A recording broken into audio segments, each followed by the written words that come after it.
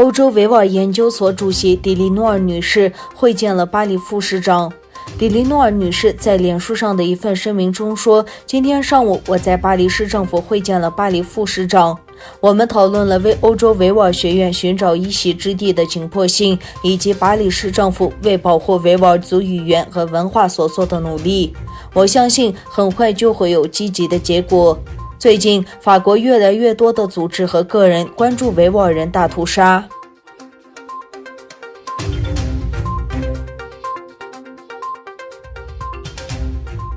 由人权组织代表和维吾尔知识分子组成的东突厥散代表团访问了土耳其高等教育委员会，并与该委员会副主席拉赫米博士会见。在访问期间，就在土耳其的维吾尔学生遇到的各种问题进行交换意见。该代表团由东突厥散民间社会组织协会主席赫达亚提乌古泽汉、维吾尔研究学院院长、安卡拉哈切特佩大学副教授埃尔肯·埃科热姆博士、安卡拉大学副教授埃尔肯·埃梅提博士以及卡哈曼马拉大学讲师埃利木江波戈达博士4人组成。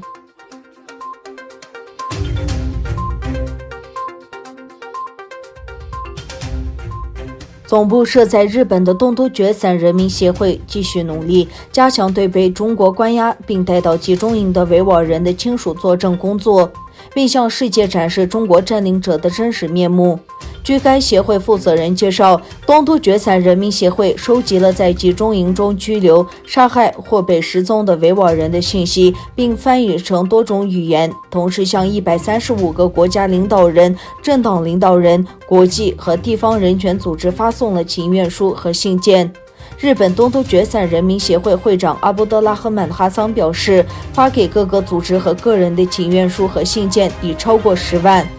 他们在请愿书中呼吁各国政府和领导制定一项法律，以保护东突厥散人民，并将其视为占领区。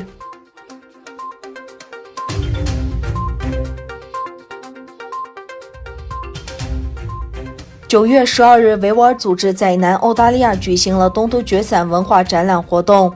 除居住在澳大利亚的维吾尔人外，巴勒斯坦和叙利亚穆斯林也参加了澳大利亚东突厥散协会组织的活动。活动中，协会负责人诺尔·穆罕默德向来宾介绍了东突厥散的历史、地理位置、战略重要性、东突厥散的现状，并展示了维吾尔族的饮食文化、服饰文化以及各种文化艺术作品。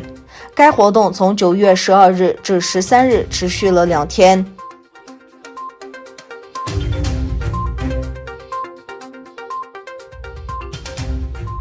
中国驻悉尼总领馆周三发表声明，对澳大利亚方面指控中国总领馆及官员从事对该国的渗透活动的说法作出回应，称之为无中生有，纯属恶意污蔑。就在悉尼中国领馆发表声明的前一天，欧广报道说，澳大利亚警方在一项搜查令中提到了中国驻悉尼总领馆负责当地侨务的官员孙延涛的名字。中方认为，欧方的做法违反了国际外交法。这项围绕外国渗透展开的调查的核心问题是中国驻悉尼总领馆是否与一名新南威尔士州议会的顾问、前中国政府官员张志森密谋，对新州工党进行渗透，以影响当地选民。